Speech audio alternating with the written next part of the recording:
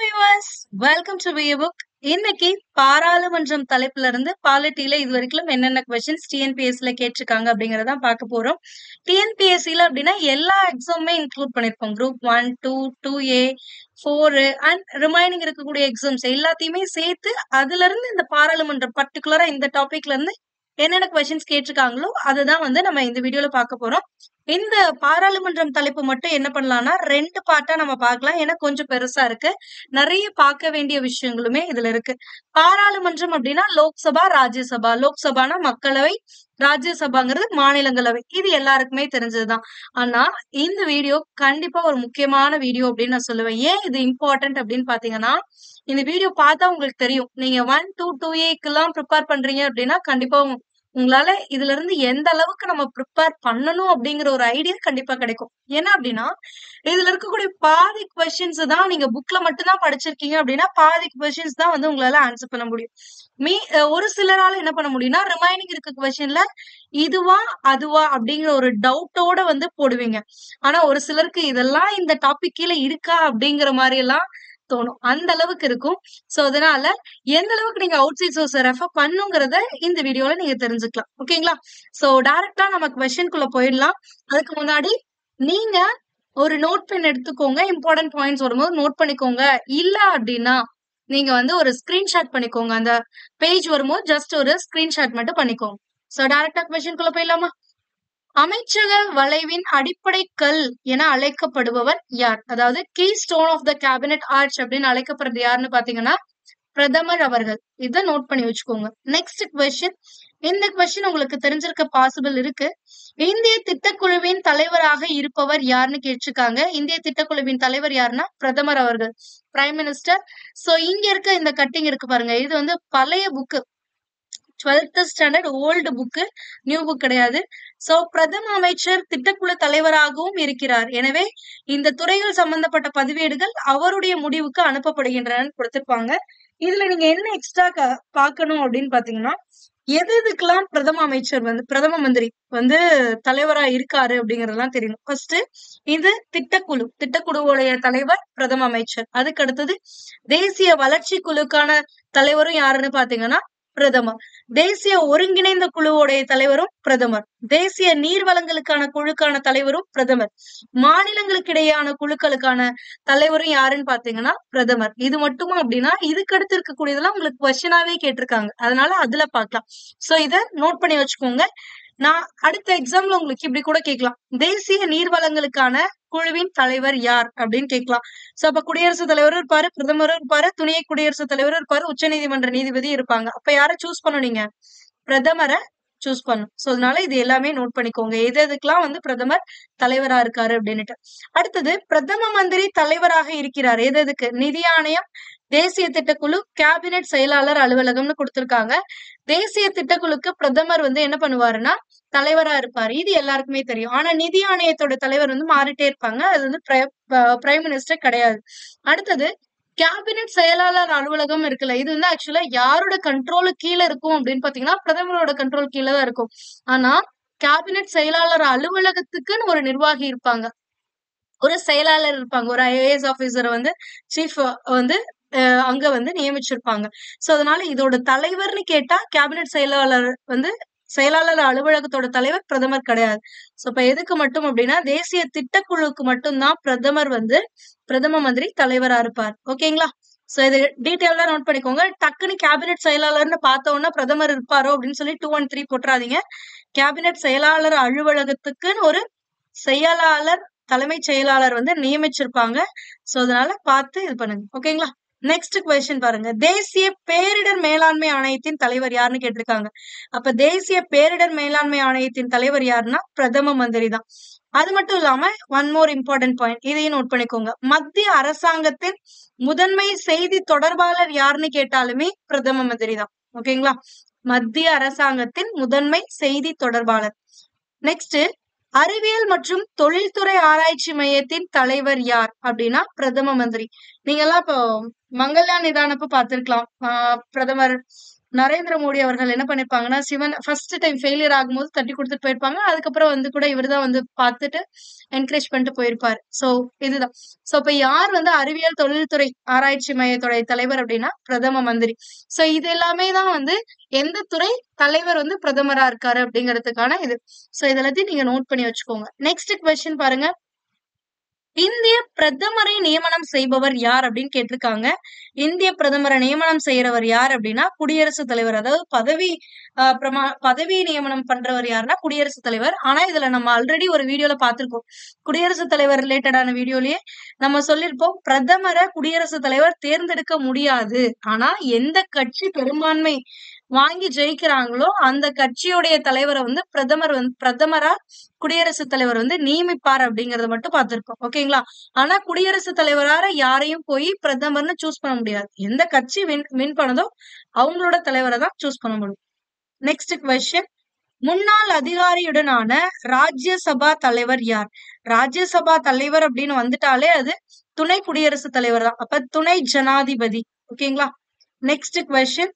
தற்போதைய மாநிலங்களவை உறுப்பினர்களின் எண்ணிக்கை எத்தனைன்னு பாத்தீங்கன்னா 250. சோ இங்க இது வந்து உங்களுக்கு புக்லயே கொடுத்திருப்பாங்க. ராஜ்யசபா என்று அழைக்கப்படும் மாநிலங்களவை, அதாவது மாநிலங்களவைன்னு கொடுக்கலாம், ராஜ்யசபான்னு கொடுக்கலாம், ரெண்டுமே ஒண்ணுதான், கன்ஃபியூஸ் ஆயிடாதீங்க. ராஜ்யசபா என்று அழைக்கப்படும் மாநிலங்களவையில் 250 உறுப்பினர்கள் கொண்டது. இதுல 238 பேர் வந்து மாநில சட்டமன்ற உறுப்பினர்களும் யூனியன் பிரதேச சட்டமன்ற உறுப்பினர்களாலும் மறைமுக தேர்தல் மூலமா தேர்ந்தெடுக்கப்படுறாங்க. மீதி இருக்கக்கூடிய அந்த 12 பேர் வந்து குடியரசுத் தலைவர்னால தேர்ந்தெடுக்கப்படுவாங்க. கலை, அறிவியல் போன்ற துறைகள்ல வந்து சிறந்து விளங்கக்கூடிய ஒரு 12 பேரை வந்து குடியரசுத் தலைவர் நியமனம் செய்வார். ஓகேங்களா?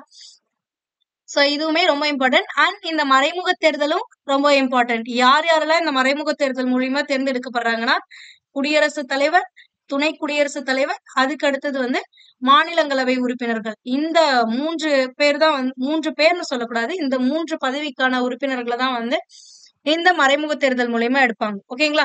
இதுவே இன்னொரு சபை என்ன இருக்கு? பாராளுமன்றத்துல மாநிலங்களவை, ராஜ்யசபா ஒண்ணு, இன்னொன்னு வந்து லோக்சபா. இந்த லோக்சபாவுடைய உறுப்பினர்களை வந்து மக்கள் நேரடியா தேர்ந்தெடுக்கிறாங்க. அதாவது மக்கள் வந்து தேர்தல்ல ஓட்டு போட்டு அவங்களுக்கு பிடிச்ச உறுப்பினரை தேர்ந்தெடுக்கிறாங்க. சோ அது வந்து நேரடியா வந்து தேர்ந்தெடுப்பாங்க மறைமுக தேர்தல் மூலியமா. ஓகேங்களா? நெக்ஸ்ட். மக்களவையில் மக்களால் நேரடியாக தேர்ந்தெடுக்கப்படும் உறுப்பினர்கள் எண்ணிக்கை யாது? இது கொஞ்சம் வந்து ட்ரிக் பண்ணிருக்காங்க, நல்லா கவனிச்சு ஆன்சர் பண்ணுங்க. மக்களவையில் மக்களால் நேரடியாக தேர்ந்தெடுக்கப்படும் உறுப்பினர்கள்.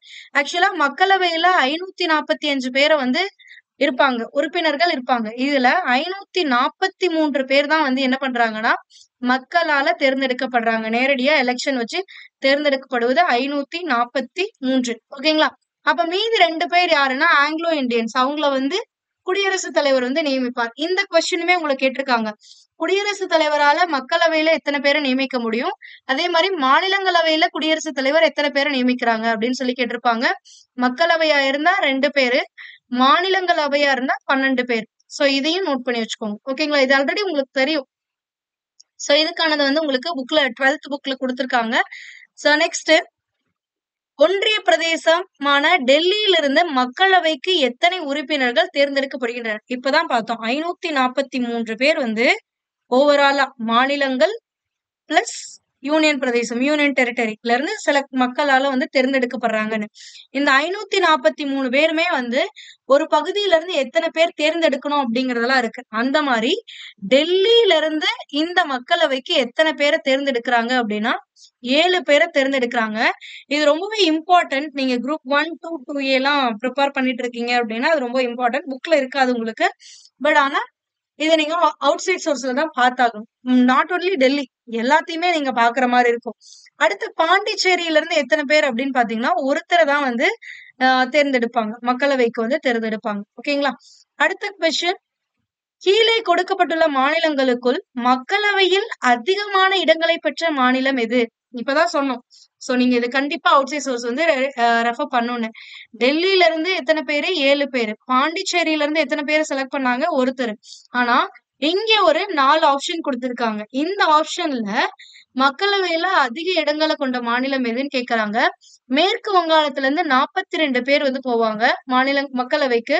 அதுக்கடுத்து அசாம்ல இருந்து 14 பேரும், குஜராத்ல இருந்து 26 பேரும், ராஜஸ்தான்ல இருந்து 25 பேரும் வந்து மக்களவைக்கு தேர்வு செய்யப்படுறாங்க. அப்ப இங்க கொடுத்திருக்கிறதுல எது ஹையஸ்ட் அப்படின்னு பாத்தீங்கன்னா வெஸ்ட் பெங்கால் தான் ஹையஸ்ட்.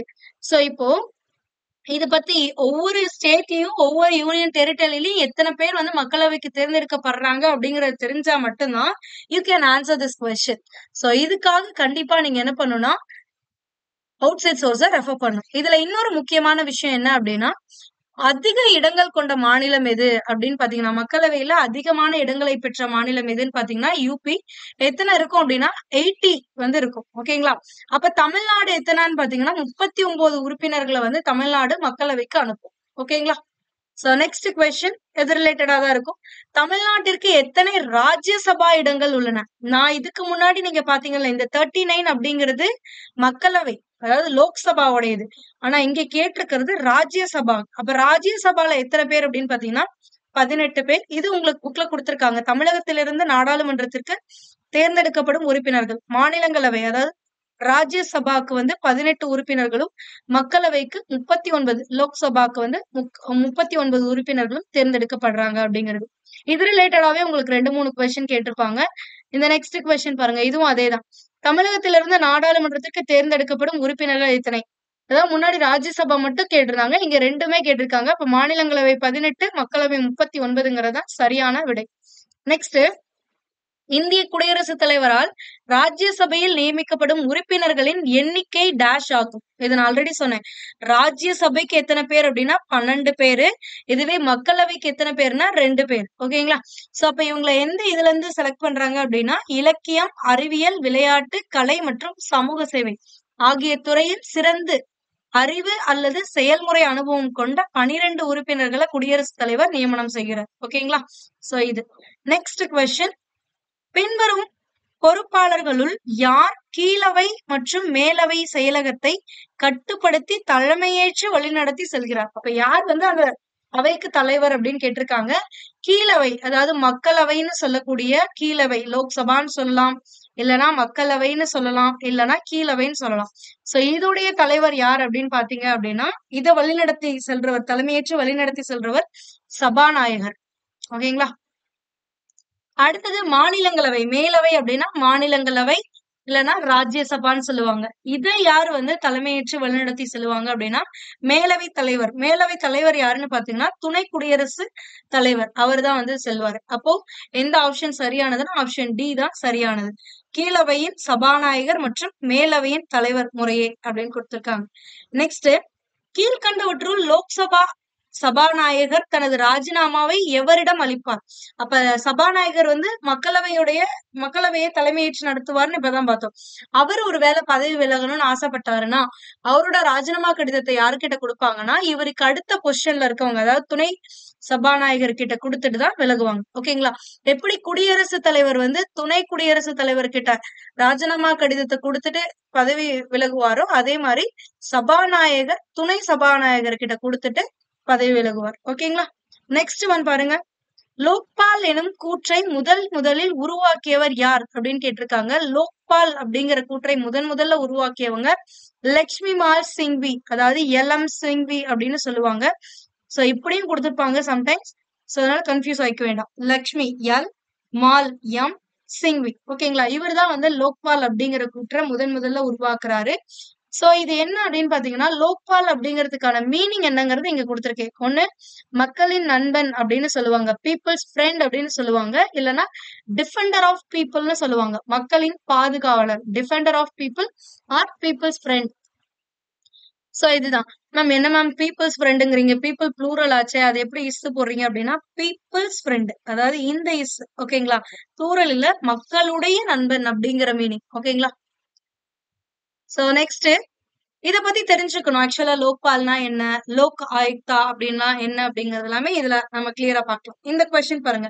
கீழ்கண்டவற்றுள் எது லோக்பால், லோக் ஆயுக்தா இந்தியாவில் ஏற்படுத்த வேண்டும் என்று கூறியது? சோ எந்த அமைப்பு வந்து லோக்பாலும் லோக் ஆயுக்தாவும் இந்தியாவுல ஏற்படுத்தணும் அப்படின்னு சொன்னதுன்னா நிர்வாக சீர்திருத்த ஆணையம், அதாவது அட்மினிஸ்ட்ரேட்டிவ் ரிஃபார்ம்ஸ் கமிஷன் அப்படிங்கிறது தான் வந்து இத பரிந்துரைக்கிறாங்க, ஏற்படுத்தணும்னு சொல்றாங்க.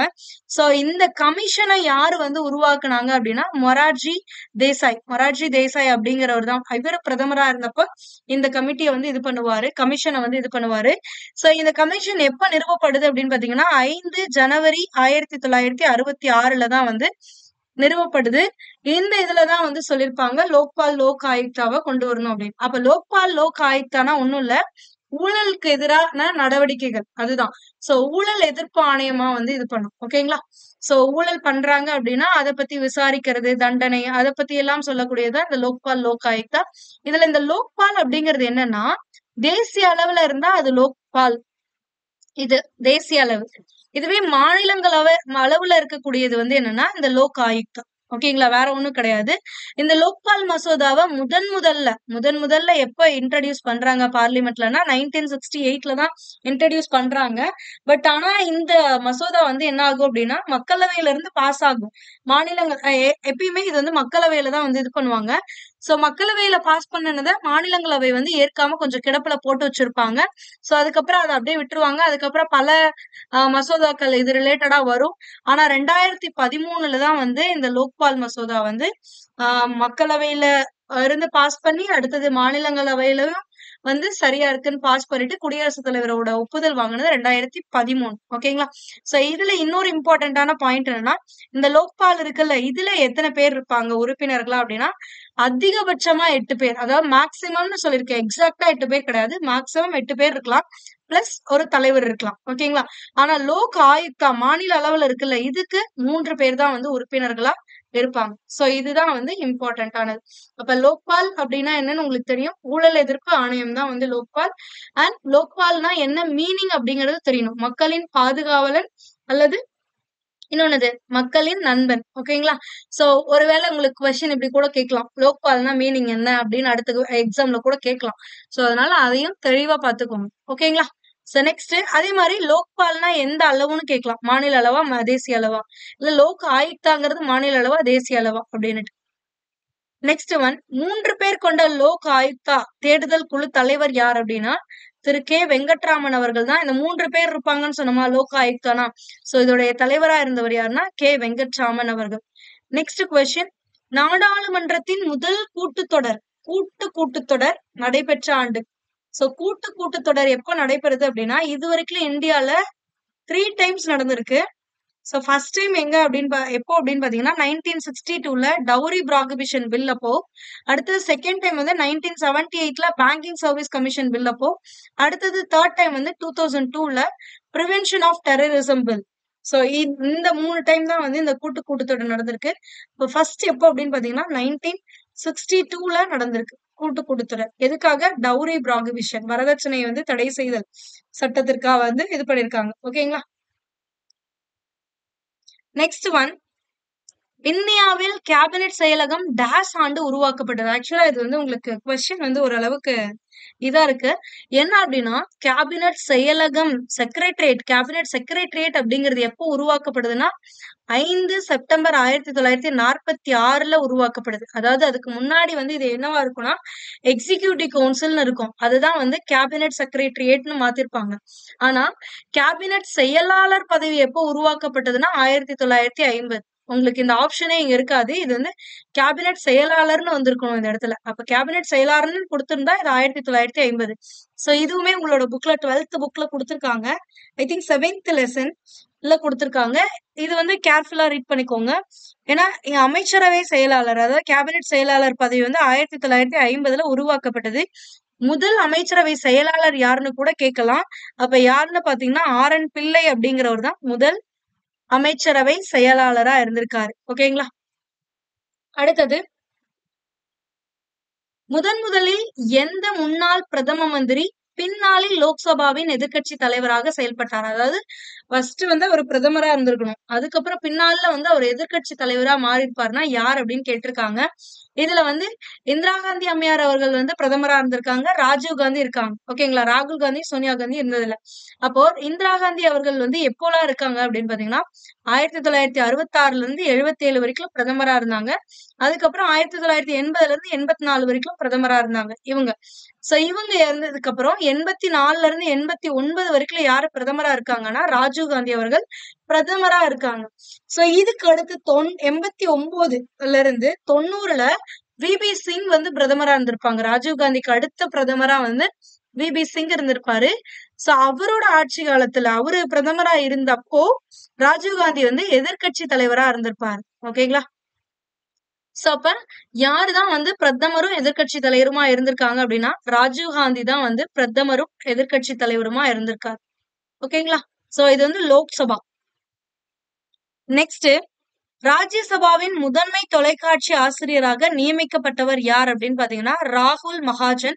இவர் கிட்டத்தட்ட ஒரு 26 இயர்ஸ் ஆஃப் எக்ஸ்பீரியன்ஸ் இருக்கு மீடியால. அதாவது ஜேர்னலிஸ்டா இருக்காரு 26 இயர்ஸா.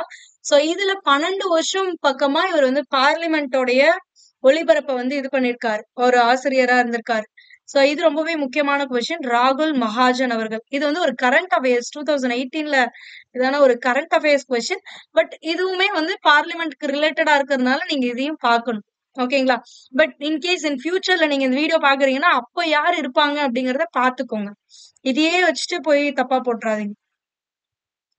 நெக்ஸ்ட் ஒன், அனைத்து அமைச்சர்களும் பிரதமரின் ஆலோசனையின் பேரில் ஜனாதிபதி நியமனம் செய்கிறார் என்பதை கீழ்வரும் எந்த விதி குறிப்பிடுகிறது?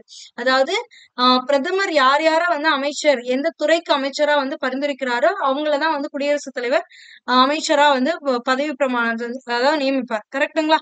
சோ இத பத்தி சொல்லக்கூடிய விதி என்னன்னா 75(1) அப்படிங்கறதுதான். இதையுமே நம்ம ஆல்ரெடி குடியரசுத் தலைவர் பகுதியிலே பார்த்திருக்கோம். சோ அதனால அதுக்கான டீடைல்டு எக்ஸ்பிளனேஷன்லாம் அங்க இருக்கும்.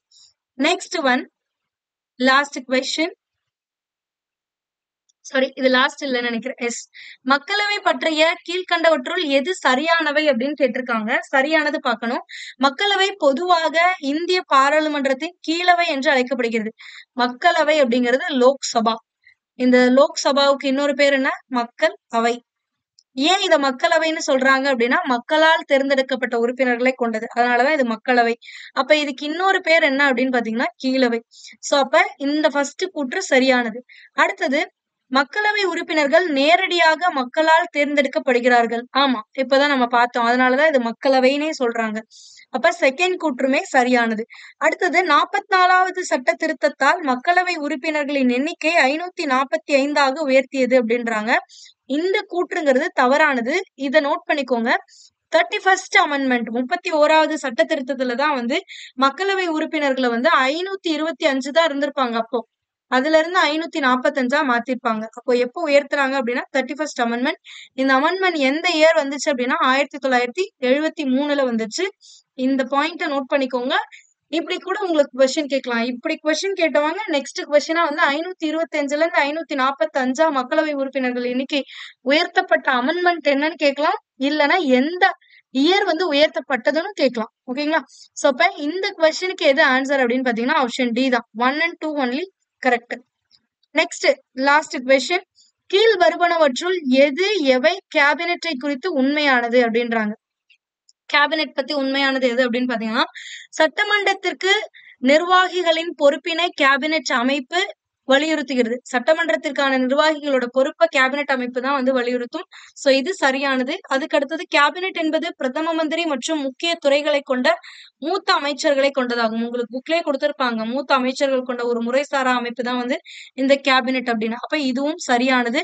அதுக்கு அடுத்தது, பிரதம மந்திரி கேபினெட்டின் தலைவர் ஆவார். பிரதம மந்திரி தான் வந்து கேபினெட்டோட ஹெட். பட் கேபினெட் செயலகத்தோட ஹெட்னு கேட்டாங்கன்னா செயலாளர். ஓகேங்களா? சோ அப்ப இதுவும் சரியானது. அப்ப மூன்றுமே வந்து சரியான விடை. அண்ட் மறுபடியும் சொல்றேன், பிரதம மந்திரி கேபினெட்டோட தலைவர். ஆனா கேபினெட் செயலகத்தோடைய தலைவர் யார் அப்படின்னு கேட்டா மட்டும்தான் செயலாளர் வருவார். ஓகேங்களா? சோ இன்கேஸ் உங்களுக்கு வேற ஏதாவது டவுட்ஸ் இருந்துச்சு அப்படின்னா அதை கமெண்ட் பண்ணுங்க. இந்த பாயிண்ட் அதுக்கப்புறம் இந்த புக்ல இல்லாம இருந்ததெல்லாம் இந்த இது மத்திய அரசாங்கத்தின் முதன்மை செய்தி தொடர்பாளர். அதுக்கு அடுத்தது இந்த பாயிண்ட்ஸ் எல்லாத்தையுமே வந்து நோட் பண்ணி வச்சுக்கோங்க. ரொம்பவே இம்பார்ட்டன்ட் ஆனது. இன்கேஸ் உங்களுக்கு ஏதாவது டவுட்ஸ் இருந்தா கமெண்ட் பண்ணுங்க. அதுக்கான எக்ஸ்பிளனேஷனை நான் அடுத்த வீடியோல கொடுக்குறேன். நெக்ஸ்ட் வீடியோ சீக்கிரமா போஸ்ட் பண்ணிடுறேன். So don't worry. எல்லாரும் எப்போ வரும் அப்படின்னு ஒரு எதிர்பார்ப்போட ஒரு சிலர் கொஸ்டின் பண்றீங்க. கொஞ்சம் ஒர்க், அதனால வந்து என்னால ஃபாஸ்டா உங்களுக்கு வீடியோஸ் கொடுக்க முடியல. And your feedbacks are means lot to me. So thank you so much. Next வீடியோல பார்க்கலாம். தேங்க்யூ. பை.